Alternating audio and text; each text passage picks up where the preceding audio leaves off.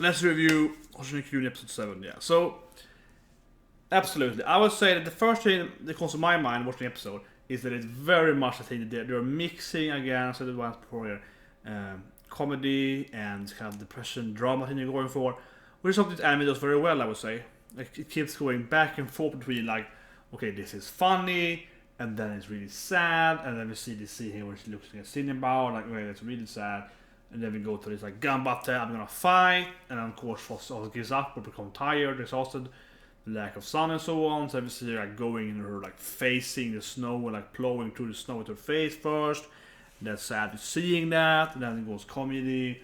So it's a very interesting it's an interesting anime that can go back and forth between this like comedy sad, comedy sad, comedy sad. Absolutely. So what happened in the end then?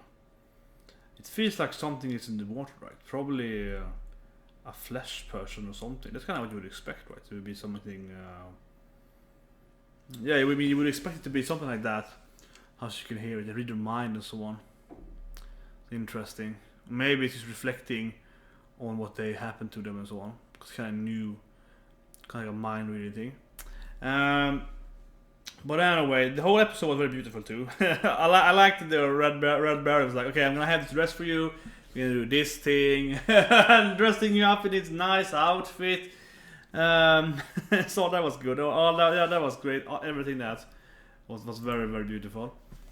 But I don't know. I mean, I think it was a good episode, but it wasn't like on the level I would say early episode was.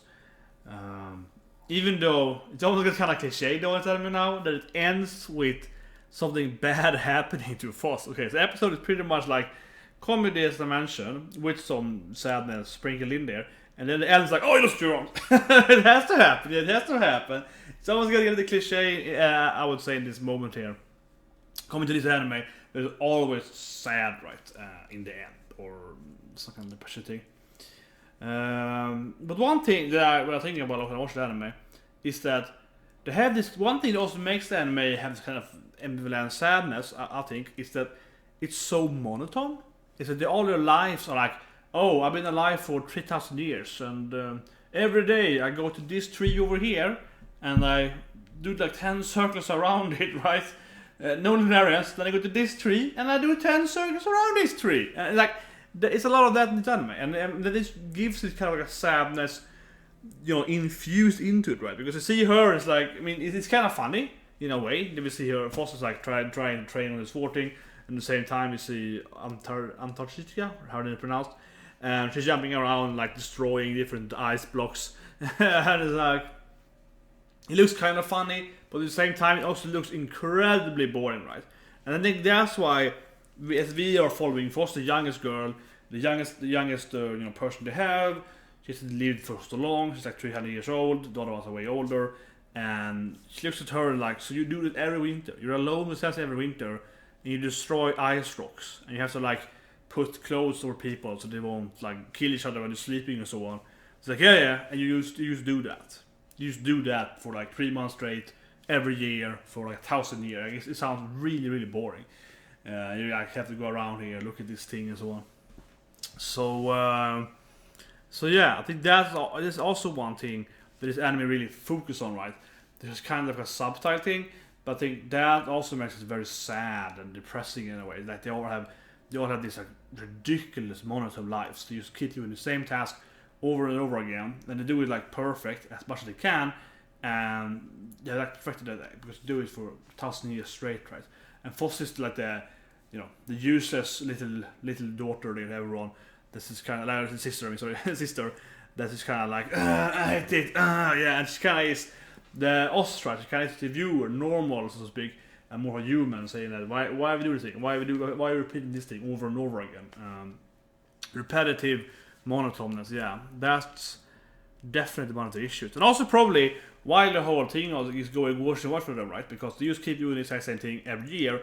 They never actually save their sisters from the Lunarians, because eventually they lose someone there, and they don't seem to change their behavior. You seem to do the exact same thing. You seem to do the exact same task they did the day before. Okay, you have to take this place, you go to this place, you do whatever they, yeah. So definitely, and it gets kind of sad, depressing, I guess, seeing that, right? It's going through the lines, going through the assembly lines, going through that thing over and over again.